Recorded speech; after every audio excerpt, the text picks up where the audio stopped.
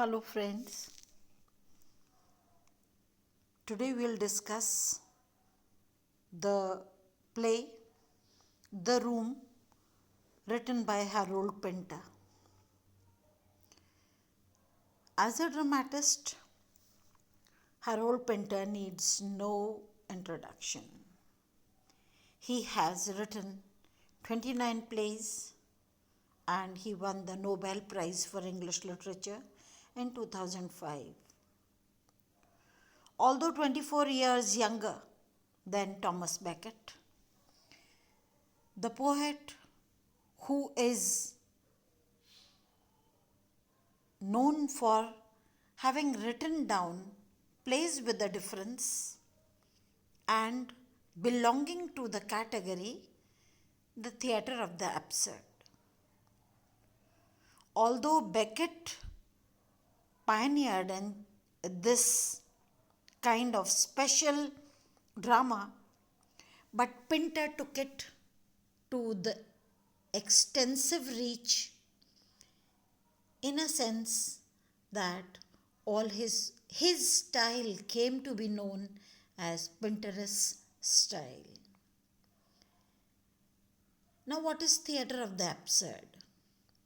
The theatre of the absurd is a play which leaves you with a baffled sense of the conclusion, of the end. The situations are such as if an act is going and which appears to be purposeless and at also times menacing and threatening. We are introduced to a very small number of personages in the play, and these personages seem to be talking about things which do not immediately reveal the purpose or the intention of the speaker. So, such genre of drama was very much in harmony with the 20th and the 21st century world, where the mundane acts of everyday life are are dramatized, they are brought to us, and there seem to be a sense of nonsense, as we always come to analyze at the end of the play, and yet they have a bearing upon the sad, the menacing, the absurd, and the threatening world that is so alienated, that is in a way segregated, despite the fact that it reflects the anguish, the pain, the sufferings and of the common lot. Now, coming to the outline story of this play, The Room by Harold Pinter is one-act play, and it opens with the Hudds, the husband and the wife, Rose and Bert Hudd, where Rose is the only speaking person throughout the play. She is the one who speaks and Bert is very silent.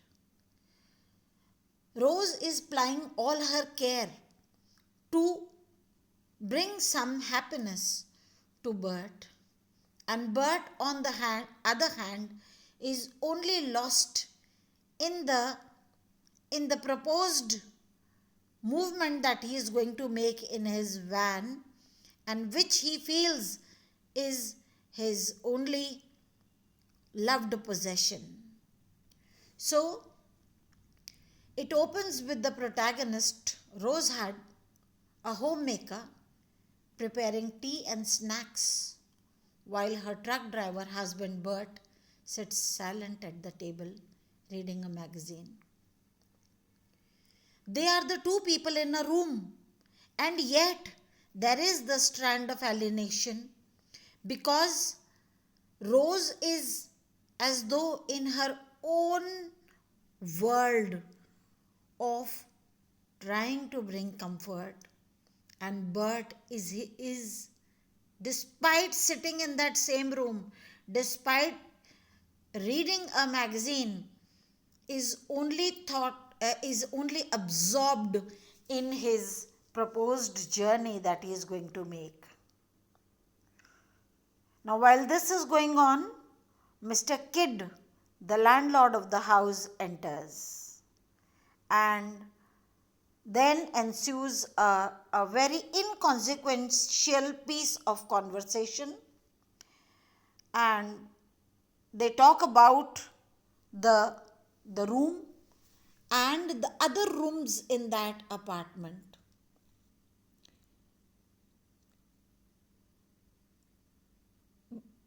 Mr. Kidd, who has come into the room, is as if we are made to believe that he should be the landlord. And whether he is or not, we are not given any clue. The room in which they are living, it happens to be his bedroom once upon a time, and this room, which now is in the possession of Rose and Bert, was in fact the best room in the house. Mr. Kidd, who enters in, he provides some unimportant details regarding the architecture of the house, and that the upper floors are more damp than the basement because the rain gets in. Now see, this is the absurd idea. This is the absurd thing that not the basement floor, but the upper floors are talked about as being damp. And that is reasoned out by Kidd, who says that it is the rain that is doing the mischief. When Rose asks him how many floors there are in the building, he gives the incredulous reply that he does not know because he has stopped counting the floors. Again, the absurd idea. The landlord is not very confident. He doesn't reveal. So this is his alienation again. Despite having owned the building, he has no clear-cut attitude, no clear-cut idea to give about the number of floors that his building possesses. And then he switches on, Mr. Kidd switches on to another irrelevant information about his family, and that his mother was probably Jewish and his younger sister resembled her. And then he contradicts himself, saying that there was no room empty in the entire building, although earlier he had claimed that people who used to live upstairs had vacated. From the talk that goes on, in fact, there isn't a conversation that goes on. Every time that one speaks, he is as though speaking to his own self. The facts that they put forward are as though delivered in a state of reverie. Mr. Kidd then departs, and also Bert moves out. After this, all this while, when Bert was in, Rose had been voicing the thought that this room is the place that gives her the idea of comfort, the idea of being in a state of happiness, as though she experiences a kind of protection and a comfort in this room, the small room which Mr. Kidd had said that was a bedroom once, and in the same room there is a kind of small section where she is preparing the tea. And so we see that now, with the leaving of Mr. Kidd and later with Bert having departed from there, Rose hears a knock at the door. And then there come in people, a couple who ask, they are the Sands, Mr. Sands. We'll later on in my next lecture discuss about the symbolic significance of the names here, of the characters. But for now, we limit it. And then the two people that come in, they are actually interested in renting a room in the house. And they have come in to find out if there is a room to be let out to them, and therefore looking for the landlord. And they say that they have met a mysterious man in the basement who said that there was a room vacant in the house, and it was room number 7.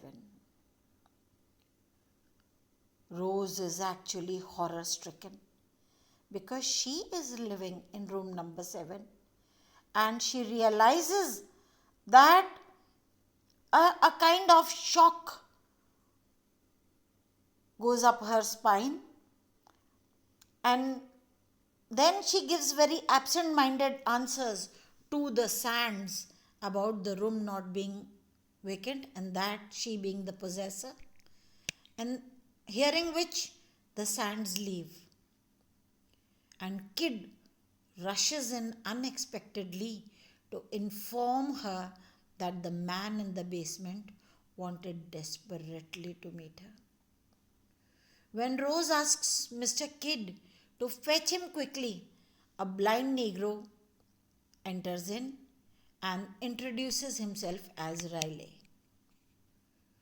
Rose accuses him of harassing their landlord and inquires about the purpose of his visit. Now, this Riley who comes in doesn't seem to be having a good idea of the room, and the concept is betrayed to us that he should be suffering from some kind of low vision, or that he is so lost that he is unaware of his surroundings. Riley addresses him as Sal and says that her father wants her to come home.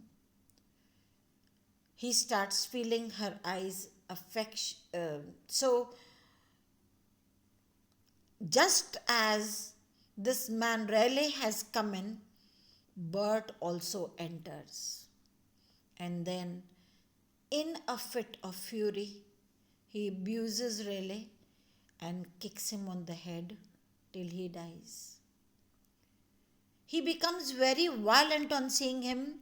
He just pulls out a chair from under the table and hits the man so much so that he lies very motionless, and we are given to understand that maybe he has died. And then Rose proclaims that she cannot see, and we feel that she has become blind. So what actually is important in this play is just the introduction. There is a succession of people coming in, and each oblivious of the presence of the other. Only Rose is the character who is so lost in herself that she is the one who actually meets with everyone that comes in the room. But she is so lost that her own idea of comfort, her own idea of first nourishing the idea of comfort and then being horror stricken at the loss of the comfort and the loss of the security which she thought the room was giving to her, and ultimately we are she herself proclaims that she cannot see. So people, the two occupants of the room, are, despite the fact that they are sharing it, are really not interested in the presence of the other. Rose, however, is too much given to plying her care upon Bert, but that she does all the time, telling to herself that she loves the room, she loves the comfort, she loves the safety of the room. So, here in this play, the idea of safety has been made parallel to the idea of alienation. And this is what is the pathos that is existing in today's world, in the 21st century. We all are with others, but so much alienated from the other, each lost in his own space, captured in his own space, so much so that he is alienated from the remaining world.